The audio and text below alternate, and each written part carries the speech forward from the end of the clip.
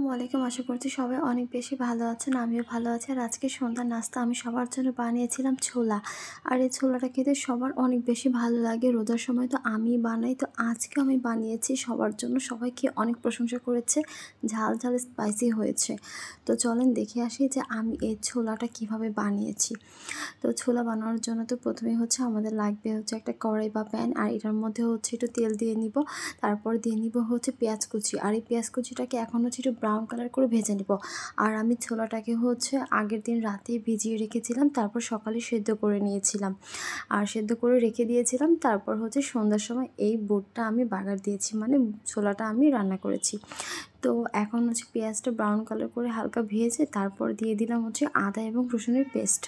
এখন আদা রসুনের পেস্টটাকে হচ্ছে ভালো মতো একটু ভেজে এখন দিয়ে নিব হচ্ছে পাঁচফোড়নের গুঁড়ো, তারপর দিয়ে নিব চাট মশলা, আর এখন দিব হলুদের গুঁড়ো, তারপর দিয়ে নিব হচ্ছে স্বাদ মতো গুঁড়ো মরিচের গুঁড়ো।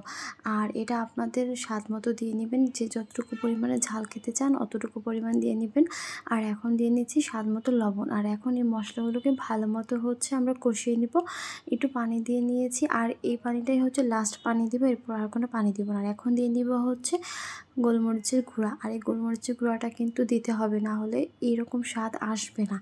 এই গোলমরিচের গুঁড়াটা দেওয়াতে না একদম অন্যরকম একটা স্বাদ চলে এসেছে। আর এখন এটাকে ভালো মতো কষিয়ে এখন সেদ্ধ আলু দিয়ে দিব। এটা আমি অফ ক্যামেরায় আগে থেকে সেদ্ধ করে রেখেছিলাম। সেদ্ধ করে কুচি কুচি করে কেটে একটু হাত দিয়ে কচলে রেখেছিলাম, দেখতে পাচ্ছেন, বোঝাই যাচ্ছে। এখন এই আলুটাকে হচ্ছে মশলার সাথে ভালো মতো কষিয়ে নিব। ভালো মতো কষানোর পর দিয়ে দিব হচ্ছে আমরা বুটগুলো।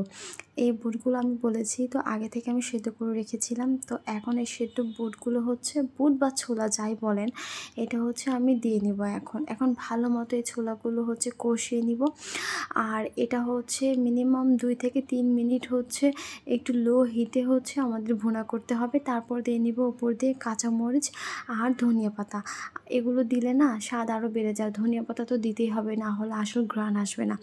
আর কালারটা এত বেশি সুন্দর হয়েছিল, আর খেয়ে না আমার আম্মু, আমার ছোটো বোন বলেছিল কি যে আজকের স্বাদটা না একদমই অন্যরকম, কী দিয়েছো আজকে? তো আমি বলেছি আজকে আমি এক্সট্রাভাবে ইউজ করেছি চাট মশলা আর গোলমরিচের গুঁড়া, যেটা হচ্ছে আমি নর্মালি রোজার মধ্যে ইউজ করি না। গোলমরিচের গুঁড়াটাও আমি দেই না, চাট মশলাটাও আমি দেই না। আজকে এই দোনোটা আমি ইউজ করেছি, যার কারণে খেতে অনেক বেশি ভালো লেগেছে। আমাদের ছোলা হচ্ছে একদমই কমপ্লিট হয়ে গিয়েছে। এখন হচ্ছে একটি সার্ভিং বোলের মধ্যে এটা সার্ভ করে নিচ্ছি। আর কালার আর ঘ্রাণ এত বেশি সুন্দর হয়েছিল। আমার ছোটো বোন তো বলছিল যে আমার রোজা রোজা ফিল হচ্ছে, যে আজকে রোজা, একটু পর হচ্ছে মাগরিবের আজান দেবে, আমরা ইফতার করব। যাই হোক, এখন হচ্ছে আমরা ফাইনাল ডেকোরেশনটা দেখে নিব যে কেমন হয়েছে দেখতে। তো এই ডেকোরেশনটা আমি করেছি। এখানে লেবু দিয়েছি, শসা আর গাজর দিয়েছি, আর এগুলো সব কিন্তু খেয়েছি, যার কারণে হচ্ছে কোন ডেকোরেশন করেছি আমার ভালো লেগেছে, যার কারণে আমি ডেকোরেশনটা করে দিয়েছি। যাই হোক, ভিডিওটি কেমন লেগেছে অবশ্যই কমেন্ট করে জানিয়ে দেবেন। আর এরকমভাবে ছোলা যদি খান, কি বলবো, জাস্ট মুখে লেগে থাকবে ঝাল ঝাল। আর সন্ধ্যার সময় তো এরকম চটপটে নাস্তা সবারই ভালো লাগে, তাই না? তো ভিডিওটি যদি ভালো লেগে থাকে তাহলে অবশ্যই লাইক কমেন্ট শেয়ার করে পাশে থাকবেন, দোয়া করবেন। আসসালামু আলাইকুম।